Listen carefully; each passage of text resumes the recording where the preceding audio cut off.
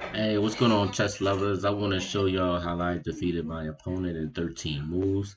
Um, and this was a bullet chess. And in bullet chess, man, you got to play a lot of tactics in order to crush your opponent and use forcing lines that will cause him to think where he'll run out of time, but also, crushing him. All right, so without further ado, we're actually going to get started. He played white, I played as black. Um, he goes b3, I go e5, bishop b2, d6, d4, knight d7, d catches e5, and d catches e5 as well. He goes knight f3, I go c6, freeing my queen so I can move to the diagonal. He goes knight catches e5, and I go queen a5 check. Now, this move is very tricky, very, very tricky. Why is this tricky? Because you would think that maybe he could potentially defend this knight, in which he can, but there's only one move that will actually help him out. So c3. Sorry, y'all. Let me go here. C3 doesn't work because queen captures e5, so that doesn't work, right? Bishop c3 doesn't work because of bishop e4. He can go knight catches d7, but then I still got bishop catches c3 check. If he decides to take, queen catches c3 check, and if queen d2, queen catches a1 check. And then really the only move he got is that. Then queen catches d1, and king catches d1, then bishop catches d7. And as you can see, I'm up a piece and I'm up a rook as well. So black is definitely winning this position, right? So so what other moves can he do? Obviously not c3, which is the last one I wanted to tell y'all. Knight c3 doesn't work because queen catches e5. Um, yes, it doesn't work at all. Um, so that doesn't work. My opponent actually played knight d2, which he still wound up losing the piece. But the move that actually should have been played was actually queen d2. The reason why queen d2 worked because if queen catches d2, knight catches d2, and then if I go knight catches e5, then bishop catches e5, and he's still good. Even if he decided to do um, after queen d2, even if black decided to go bishop b4 and everything, he still had this move c3.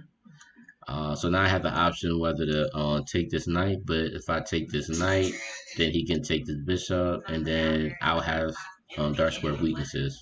What I mean is if I go queen catches e5 and c catches on b4, then this dark square bishop is technically hitting my queen, and then if I move my queen anywhere else, like maybe queen b5 or something, he can actually take this off. Um, Honestly, he still actually gets that actually. So this will be a bad move on Black's part. Taking his knight on e5 because now there's no way I could defend this pawn because queen on d2 is guarding this g5 square. And this dark square bishop is guarding all these dark squares. So I have no choice but to go queen e7, and then the bishop will just go on g7, and he is going to win this rook regardless, because there's nothing I can do. So yeah, so in this position, um, if he goes queen d2 and I go bishop b4, c3 would be the move, and I probably would actually have to go bishop f8 because I can't I can't allow to lose this dark square bishop because my dark square would be weak and everything. And then white is pretty much good um in this position because it's his move and he can just take if he want or he can just go back. It doesn't matter. So yeah, as you look at all the other possibilities, it seems like White loses, but White had that one move, Queen D2, that would have worked out perfectly. All right, so Knight D2 was played, Knight catches E5, E3 is played, then Knight F6, Bishop E2, then Bishop G4. For all y'all that think that white could win a piece, let's check it out. Bishop catches d4, queen catches d4, and yes, white is attacking my piece twice. So if he takes and I take, and if queen decides to take my knight, then he loses his rook on a1. So that wouldn't work. That wouldn't work at all. Alright, so after bishop g4, my opponent actually castles. I castle queenside. And then for all y'all that still think that white could still win a piece, after bishop catches d4, if he comes here, I go bishop catches e2, threatening the queen. So if the queen takes, then I still have rook catches d2, and I'm still winning a piece. Either way. So but these lines is pretty much easy. It's easy to remember. Something that y'all should actually look at. You know what I mean? All right.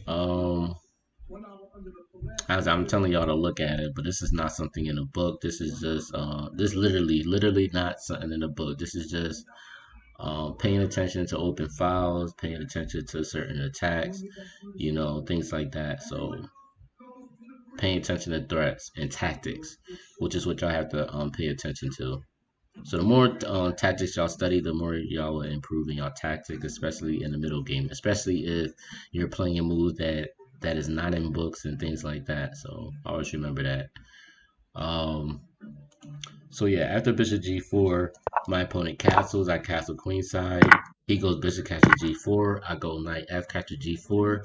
As you can see, I'm threatening my queen is hitting this knight, and so is my rook on d2. I'm hitting this knight twice. Obviously, the knight can't move anywhere. It can't move anywhere because this rook is going to hit this queen either way. A very interesting move, though, was this knight c4 move. It was very interesting because now I'm forced to like either exchange queens or whatever, things like that. Like what I want to do. Um, and to be honest with you, man, I think I kind of like Queen A6, because I'm still keeping this threat on, things like that. So even if he goes on Queen E2, um, I still have H5. Actually, I don't have H5. Actually, I do have H5. Because he can't move this knight because I'll capture his queen on E2. So H5 will be good if he decides to come here. I still got knight capture C4.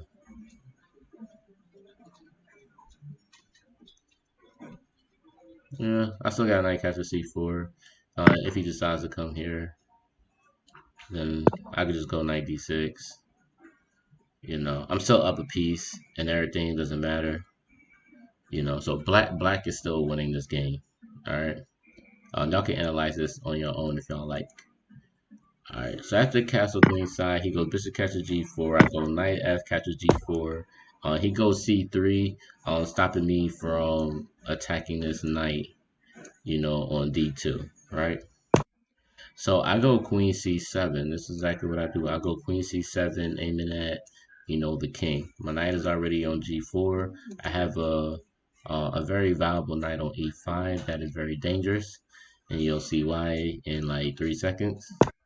My opponent goes queen e2 because he wanted to get out of the pin. This move seemed natural or whatever. When you're playing chess, you're trying to get out of the pin, but this is actually too late. Uh, and let me tell you on the thinking of my thoughts in this. So obviously, I want to checkmate on like queen captures ace 2, right? I know if I go knight f3 on check, obviously if you take with the queen, that'll be a blunder because then I can mate him on queen captures ace 2. But if he goes knight captures f3, like for instance, let me give y'all an example. If he goes, or if I go knight f3, right? And if he goes queen captures f3, queen capture h2 is checkmate, which that'll be a blunder. So if knight f3, he can just go knight captures f3, and he's guarding this h2 pawn. So now checkmate, it's not there anymore, and I just pretty much just drop the piece pretty much. So if I know that this can be checkmate or whatever, I know for a fact that I gotta remove this uh defender of that piece. So obviously common sense, as y'all can see, what's the next move is. Next move is rook captures d2, and he pretty much resigned after this. Why did he resign? Because obviously after rook or after queen captures d2, knight f3 check, um, is very powerful, and there's no way he could stop this mate on ace2. He can take and catches ace2 is mate, and then if he goes king h1, it's still the same thing. Queen catches ace2 checkmate. And there you have it. This is how I beat my opponent in 13 moves in a very great fashion. All right. If y'all like this video, please like, please share, please comment. Let me know what y'all think. Share your ideas and thoughts. Let me know what y'all think. If y'all have any other games that y'all want to show me, so I can put on this video, please do so, and I will do so, and I will analyze it. Give y'all some pointers on what you can do in your games and how you can better improve on your style of play. All right. Thank y'all for watching, and don't forget to subscribe. All right, y'all. Peace.